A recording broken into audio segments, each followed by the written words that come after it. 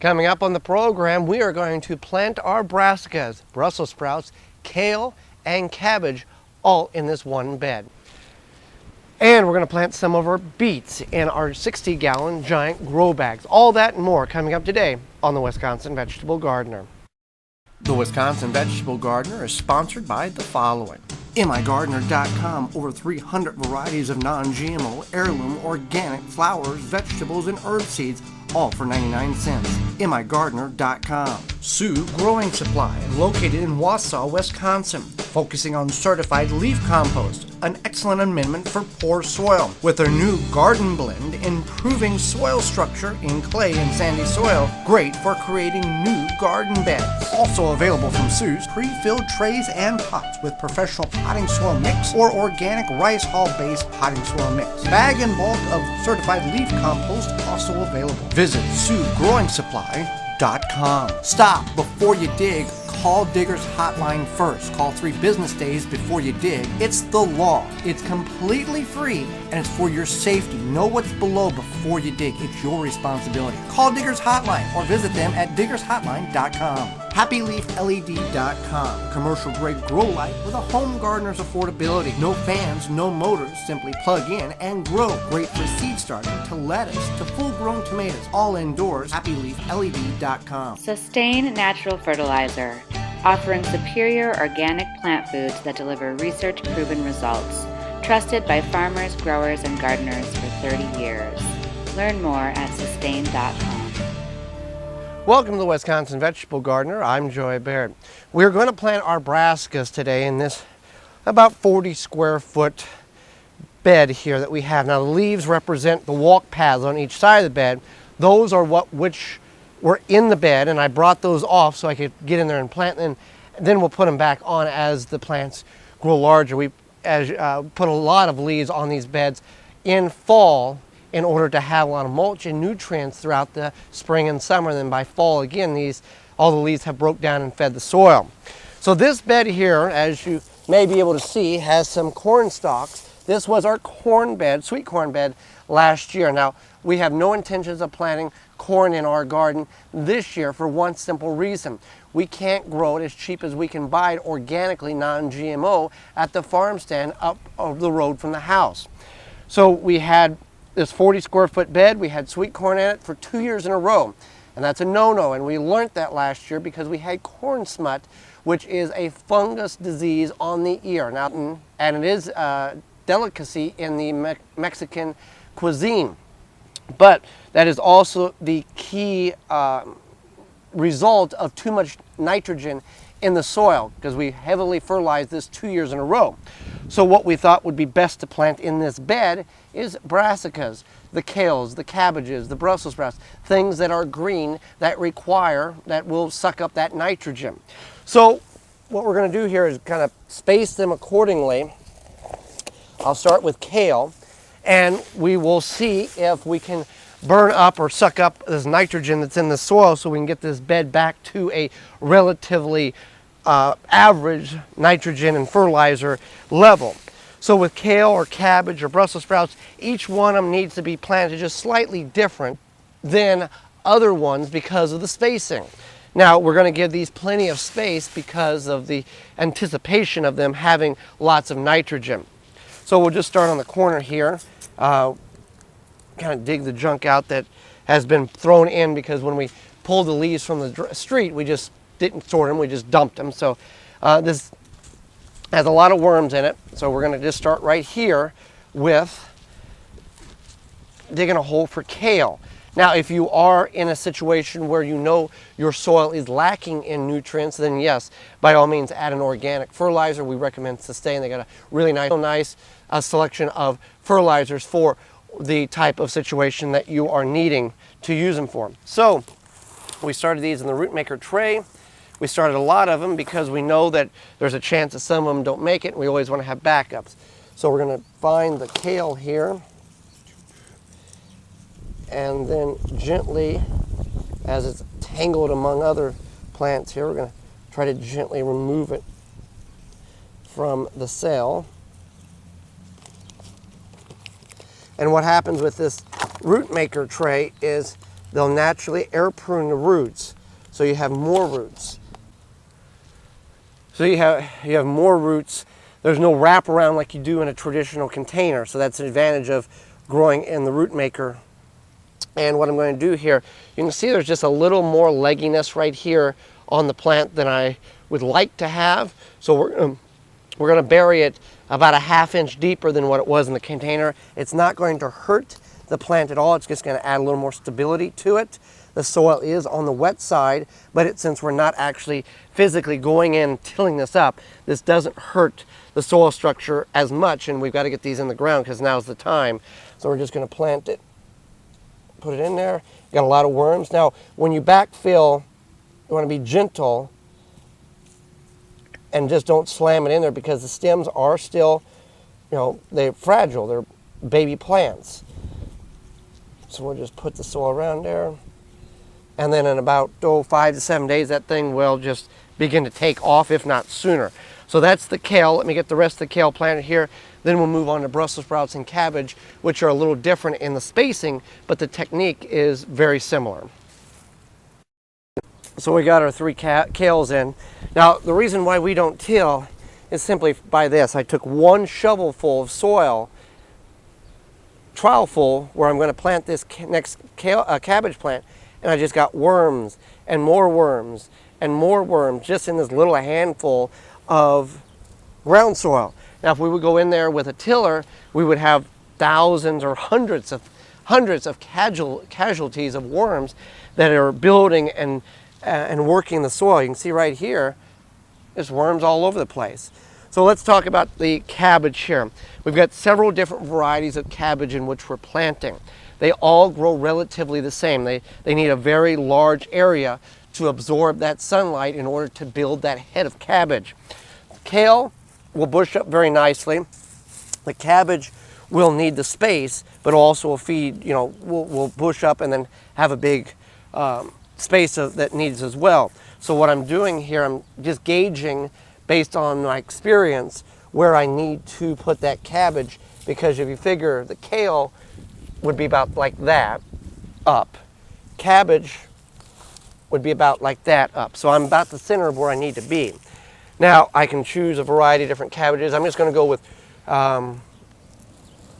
a red cabbage right here, and then we'll plant some other cabbage down here. So I'll get this out. Well, I'm going to go with, what do we got here? Got some red rock cabbage and some red acreage cabbage. And again, going to plant a little deeper than what was in the tray. Backfill gently around. Put the worms back in the hole. They'll find their way back in there. You want to get it around the root system so there's no air pockets. So that doesn't look too bad there. Then I'm going to space them about the same as I did the kale. You can see I split it about a foot apart. These, I'm going to put them about a foot apart. They might be a little tight there, but we'll adjust it if needed. And then we'll go with the Brussels sprouts in just a moment. So I've got the cabbage planted right there. Now what I'm going to do, you can see here to here is kind of my guess of what that's going to mature out to. Now Brussels sprouts, on the other hand, I can get a little tighter because they will grow vertical, and then they'll put their leaves on and their sprouts will be up the stem. So if I plant where my trowel is and I gauge, that would be about 16, 18 inches there, and I can do 3 across the bed and will be perfectly fine. So I'll do the same procedure as I did with the kale and the cabbage. Now, we're doing it all in one bed. We're going to do it in a couple other beds. You don't have to do it this way. You can do one bed, all of one specific variety of kale, cabbage, Brussels sprouts. We don't grow cauliflower or broccoli because we've just learned that we can't grow it successfully here, so we grow other things that we know we can. But when it comes to brassicas, you want to plant them early in the spring. The Brussels sprouts will sit here until October, November before they're really ready to harvest. The cabbage and the kale will be able to be harvested. Kale will be able to harvest throughout the summer, and the cabbage will be ready in about 70 to 80 days. So now's the time to get your brassicas planted, and if you have the right kind of conditions, you can also plant it out to plant them in the fall as well.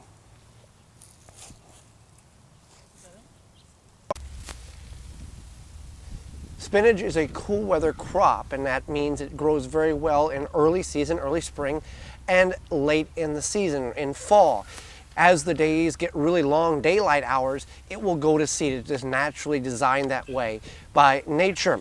So what we'll do here, in order to get it to kind of trick it a little bit, we're going to grow it in our raised bed behind the garage here, where it gets shade in the early to mid-afternoon till evening. It'll get sun in the morning for about 6 to 8 hours, but during the hottest portions of the day, during summer, this is shaded. So we're trying to trick the plant into producing longer into the season rather than just having it in full sun in an open field.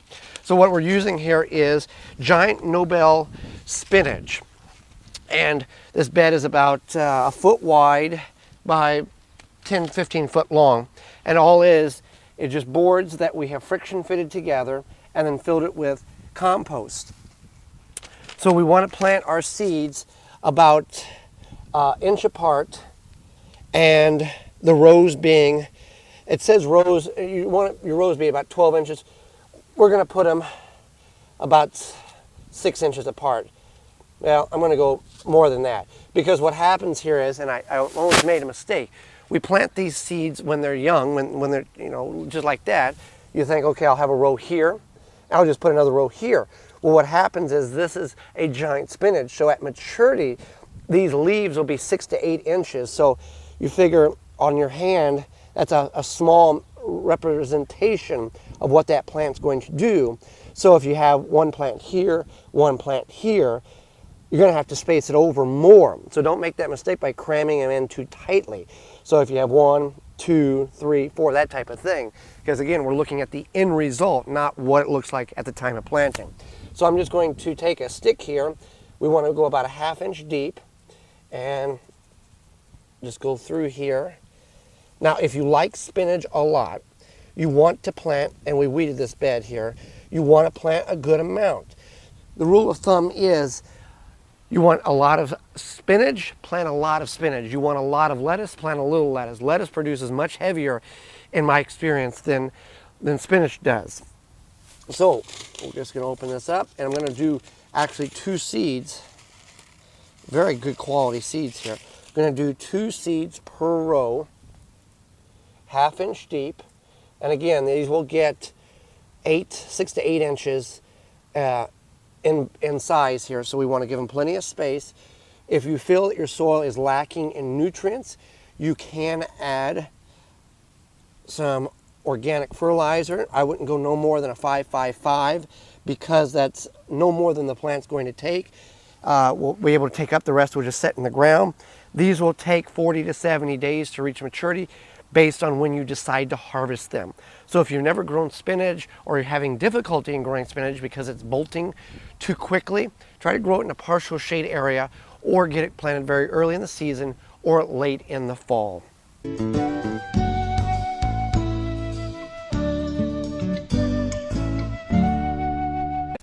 So we're going to plant our beets in our 60-gallon grow bag. We're going to put some more certified leaf compost in the grow bags. Now these bags are 3 foot in diameter and about 15 inches high, which we're not going to fill totally full. About 12 inches is all we need. We're going to add some more compost there. Now, beets do not have to be grown in a container. We've grown them in the 60-gallon grow bags last year, as well as 10-gallon grow bags, and even smaller. You can certainly grow them in the ground. We do both, and we found that right now, as the soil gets built up in the garden, it's working quite well. But we also have the space and availability to grow them in containers, and they're successful both ways. So one of the things you want to do, if you haven't got your grow bag filled with soil, is you want a good compost. We use leaf compost from Sue Growing Supply.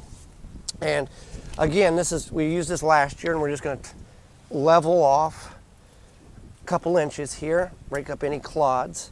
Now, if you feel that your soil is lacking in nutrients, then you can certainly add a all-purpose fertilizer, organic, of a number of no higher than 5-5-5 or 6-6-6. We would recommend a sustained fertilizer. That would work well. But since we've added this good compost, we won't have to add anything. Try to get it level here. Now beets can be planted in a grid or just in rows. With a round grow bag, it can be more difficult to grow the square foot or practice the square foot gardening method. We're going to grow some early wonder tall tops. Now beets will take between 65 and 70 days to reach maturity. Obviously the number one success rate or reason why they grow so well is if you can keep the water to them. Containers can cause an issue of forgetfulness based on where the container is. But with these larger containers, it's a little easier to have the water hold into the moisture, into the soil. Now if you're dealing with like a 5-gallon grow bag or smaller, then that can be an issue. So simply what I'm going to do here is you can be creative with this or just plant. I could do like a spiral and have everything look nice and neat. I'm just going to select spacing here with the trowel, go about every 6 inches and put a row about 1/4 to a 1/2 inch deep. You don't have to be specific on your measurements. If you go a 1/2 inch deep, they will come up just fine. Now the thing with seeds, with the beet seeds, with chard seeds, is one seed doesn't actually equal one plant. These seeds are called clusters, and these clusters contain multiple smaller seeds. So you may plant that seed there and you may have 3 or 4 or 5 plants come up. That's the reason why it is important to thin these back. So if you plant that seed and you have 3, 4, 5 beet seeds come up, or beet plants, seedlings, you want to go ahead and cut back, not pull out, but cut back with a small scissors, all but one. It's not going to hurt. Don't feel bad because you're getting rid of those that are going to hurt the development of the bulb, which is our main focus. If you leave them all in there, they're going to compete with one another, and you're going to have marble size beets. So that's the important reason why you want to thin. So we just want to plant these. Again, when you're planting, it's very easy, it's easy to see the seeds here. It's very easy to plant one and then go, okay, I'm just going to put another one there. That's far too close, because remember, you're wanting your end result to be a bulb that is between a tennis ball and a baseball size. So you have to think of end result. So you want to space these about 4 to 6 inches apart, which will give each plant the adequate space that is needed in order to bulb correctly and adequately. Because if you have them too close together, they're going to compete, they're going to feel that resistance, and they're going to stop growing, and you're going to have a whole bed of very, very small beets. So I'll go ahead and plant these, and you can cover, then we'll cover them back. Now you can use a mulch on this.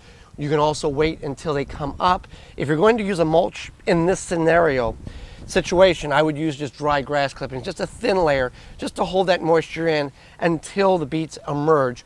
10 to 20 days is about what they take. Warmer the soil, the quicker that they will grow. These grow very well in early season and late season. We have found that beets do not grow that well in the peak of the summer where the heat is the strongest. So keep that in mind. So if you've never grown beets, or if you've never done them in a container, they do work very, very well. Just have to moderate the moisture, and if you need to add nutrients such as fertilizer, you can certainly do that.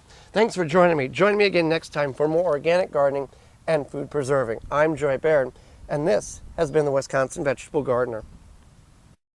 For more information, please visit thewisconsinvegetablegardener.com.